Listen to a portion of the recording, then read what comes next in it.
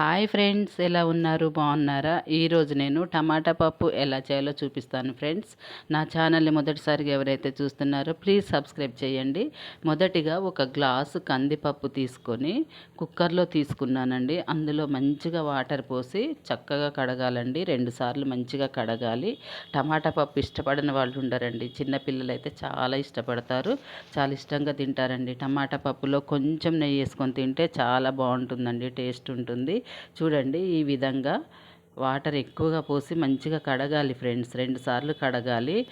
చాలా సింపుల్గా అయిపోతుందండి టమాటా పప్పు. ఏదైనా ఎమర్జెన్సీగా కర్రీ లేకపోయినా కూడా కుక్కర్లో పప్పు వేసి తాలింపు వేసుకోవటమే, చాలా సింపుల్గా అయిపోతుంది.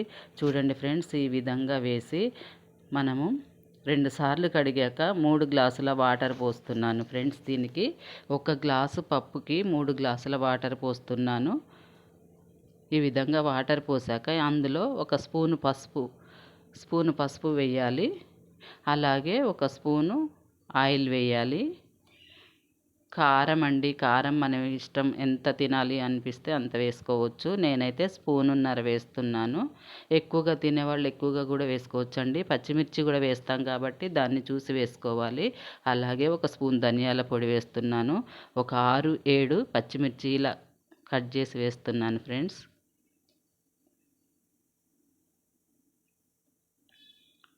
ఈ విధంగా పచ్చిమిర్చి చక్కగా కడిగి ఇలా కట్ చేసి వేసేయాలి. సింపుల్గా అయిపోతుంది ఫ్రెండ్స్. పప్పు చేయటం చాలా ఈజీ. ఈ విధంగా వేసేయాలి. పప్పులో అన్నీ అందులో వేసి కుక్కర్ పెట్టేసి ఉడికాక తాలింపు వేయటమే ఫ్రెండ్స్. టమాటా పప్పు కాబట్టి టమాటాలు ఒక 5-6 తీసుకోవాలండి, ఎక్కువగా తీసుకోవాలి. ఈ విధంగా పెద్ద పెద్ద ముక్కలుగా కట్ చేసి వేసేయచ్చు. కొంతమంది అయితే అలానే 2 పీసెస్ చేసి కూడా వేస్తారు. కొంతమంది అసలు కట్ చేయకుండా కూడా వేస్తారు. ఎలా అయినా వేయచ్చు. ఇలా నేను చిన్న చిన్న ముక్కలుగా కట్ చేసి వేస్తున్నాను.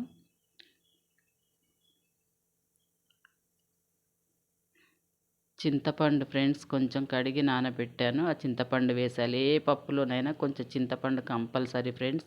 ఈ విధంగా వేసి కుక్కర్ మూత పెట్టేసి ఒక 6 విజిల్స్ వచ్చే వరకు స్టవ్ మీద పెట్టాలి. తర్వాత ఇంకొక 6 విజిల్స్ వచ్చే వరకు సిమ్లో పెట్టాలి ఫ్రెండ్స్. మంచిగా ఉడికిపోతుంది. ఈలోపు మనము తాలింపుకు కావలసినవి రెడీ చేద్దాము.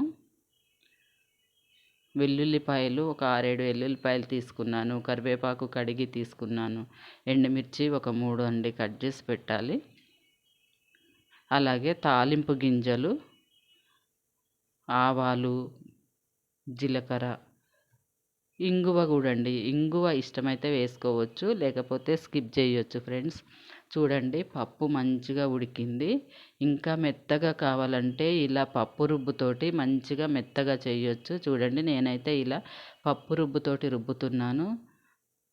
చూడండి, ఈ విధంగా ఉండాలి ఫ్రెండ్స్. టమాటా పప్పు మరీ మెత్తగా కూడా కాకూడదు, ఈ విధంగా ఉండాలి. ఇందులో ఇప్పుడు సాల్ట్ వేయాలి. సాల్ట్ మన టేస్ట్ తగ్గట్టు వేయాలి ఫ్రెండ్స్.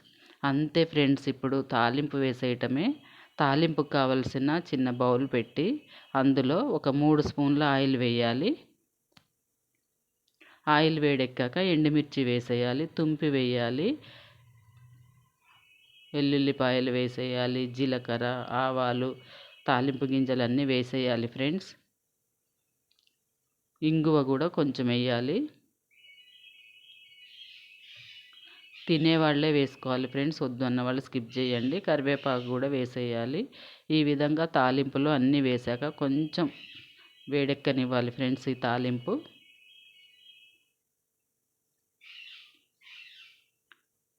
చూడండి, ఈ విధంగా మంచిగా వేడెక్కాక ఇప్పుడు మనము ఈ తాలింపు పప్పులో పోసేస్తే అయిపోతుంది ఫ్రెండ్స్. అంతే ఫ్రెండ్స్, ఈజీగా టమాటా పప్పు రెడీ అయిపోయింది కదా.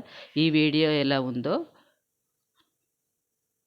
కామెంట్ చేయండి ఫ్రెండ్స్. చూడండి, ఈ విధంగా టమాటా పప్పు రెడీ అయిపోయింది. చాలా సింపుల్ అండి, చాలా తొందరగా కూడా అయిపోతుంది. మీరు ఒకసారి ట్రై చేయండి ఫ్రెండ్స్. ఎలా ఉందో కామెంట్లో చెప్పండి.